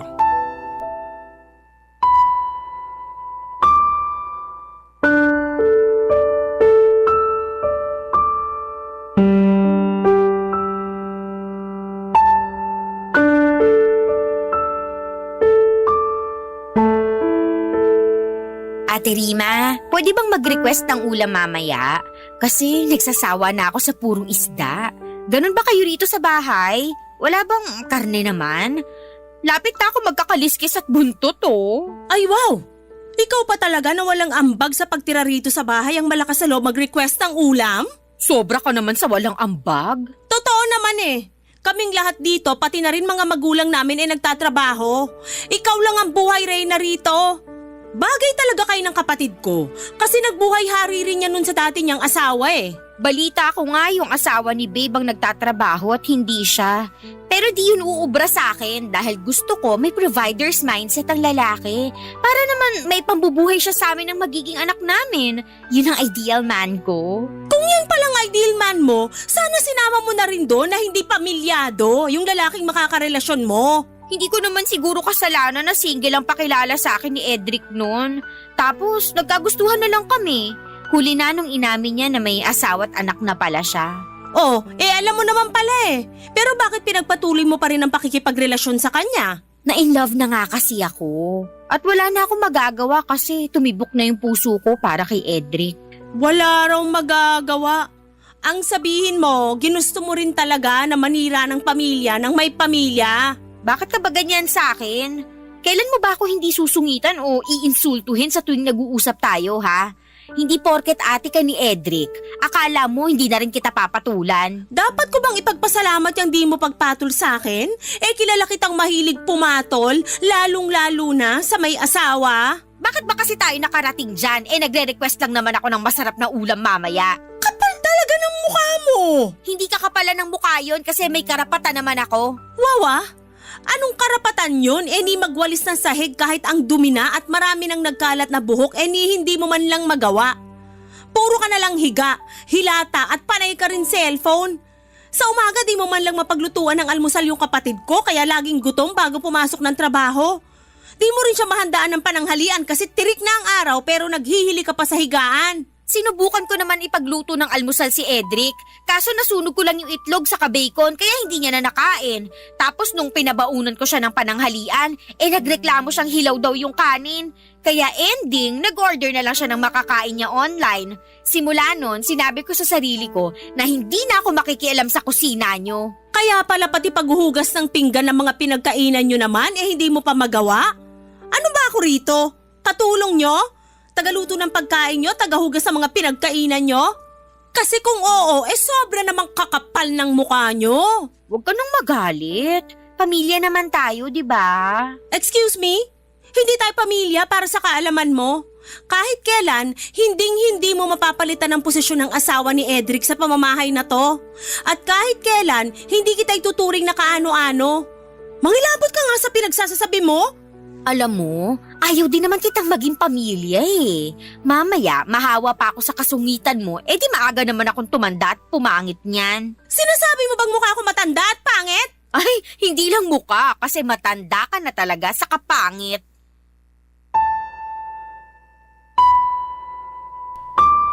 Papadudot wala akong masabi sa kakapalan ng mukha ni Abeline. Biglang bumalik ang lahat ng galit ko sa kanya dahil sa pagsira niya sa pamilya ng aking kapatid.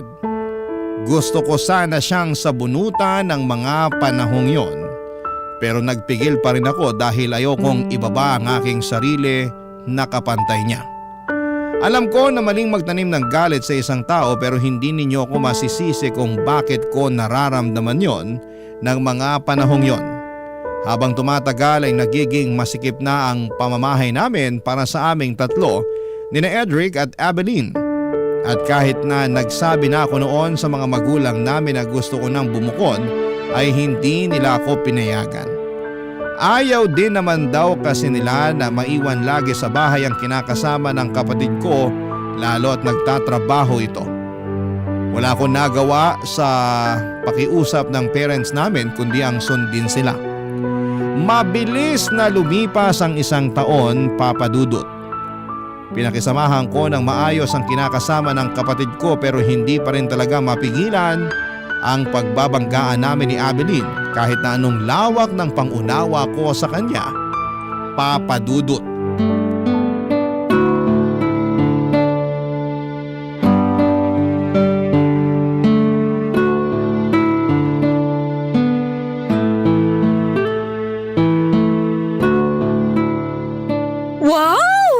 Naman ang damit na to.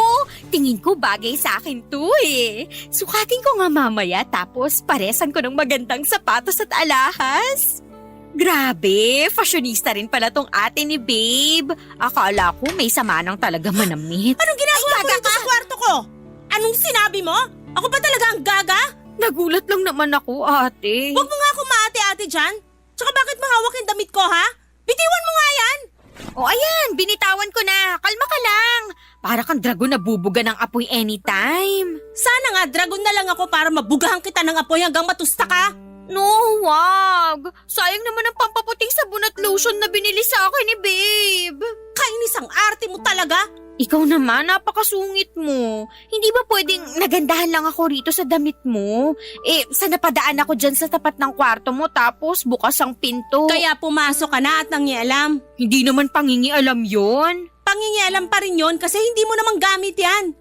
Saka ang lakas ang loob mong pumasok sa kwarto ko. Paano kung hindi lang pala yung damit ko ang pinakialaman mo? Uy, hinay-hinay ka sa pananalita. Masama ang mambintang. At masama rin ang pumatol sa may asawa at manira ng pamilya. Alam mo, sumusobra ka na talaga sa mga pinagsasasabi mo sa akin. Hanggang ngayon ba naman hindi mo pa rin ako matanggap bilang parte ng pamilya nyo? Okay naman sa akin mga magulang nyo. Ikaw lang talaga yung may issue. Kahit kailan, hindi kita matatanggap na parte ng pamilya namin. Sana alam mo yan kasi pinasok mo nga yung ganitong sitwasyon. Saka wag mo na rin hinging respetuhin kita, wala ka naman nun. Sobra ka na! Nakakasakit ka na sa mga sinasabi mo. Dapat sa'yo sabunutan! Aray ko! Iwan mo ko! Hindi kita binitawan kasi puno-puno na ako sa'yo! Ganon! Sige, magsabunutan tayo hanggang nawala ng buhang isa sa atin! Aray ko! Aray ko! Edric! Edric, tulungan mo ako! Patulong ka pa kay Edric pag bubuhuling ko lang kayo! Anong nangyayari dito? Tanong-tanong ka ba? Hindi mo ba nakikita na sinasabunutan ako ng ate mo? Ikaw kayang unang na nabunot sa atin! Mabuti pa tigilan nyo na nga yan. Para naman kayong mga tanga eh. Yang babaeng lang yan ang tanga dahil siya lang naman ang pumasok sa kwarto at nangialam ng mga gamit ko. Pagsabihan mo nga yan! Pagsabihan mo rin yung ate mo, babe. Kasi pinagbibintangan niya ako. Paano di kita pagbibintangan? Sige nga! Kahit nahubaran mo pa ako ngayon, wala akong kinuha sa'yo. Kung wala namang nawawala, mali naman yata na pagbintangan mo si Abilene, ate. So true ka dyan, babe. Sa ngayon wala pa. Pero anong garanti ako na hindi niya gagawin yon? Pumasok na nga siya sa kwarto ko at nakialam ng gamit ko, di ba? Bakit mo naman kasi ginawa yun, babe? Kasi, basta. Bastahin ko mukha mo eh.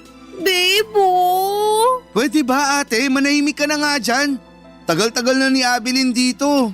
Pero hindi pa rin mawala-wala yung issue mo sa kanya. Sumusobra ka na talaga. Isusumbong na kita kay na mama at papa. Ako ba talagang sumusobra? Kamusta naman kaya kayo ng kinakasama mong yan? Kung sumusobra na pala kami, bakit di ka na lang umalis dito sa bahay? Kahit gustong gusto kong umalis, ayaw naman nila mama at papa kasi wala na silang tiwala sa inyong dalawa. Pero grabe na talaga kasi malapit-lapit na ako masiraan ng ulo sa inyo. Alam mo, Edric, ikaw talaga may kasalanan nito eh.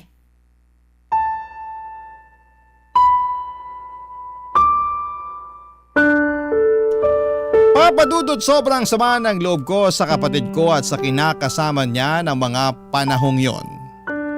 Hindi ko na sila mapakisamahan at nasusura na ako sa mga pagmumukha nila. At kahit na gustuhin ko mang umalis ay hindi ko magawa dahil ayaw kong payagan ng magulang ko. Sinubukan ko naman na tanggapin si Abilene sa pamilya namin pero hindi ko talaga kaya. At hindi ko na alam kung ano ang gagawin ko. Sana ay mapayuhan ako ng mga kabarangay natin kung ano nga ba ang dapat kong gawin. Pero tingin ko naman ay alam ko na. Sadyang gusto ko lang na may mag-push sa akin para gawin ang bagay na naiisip ko.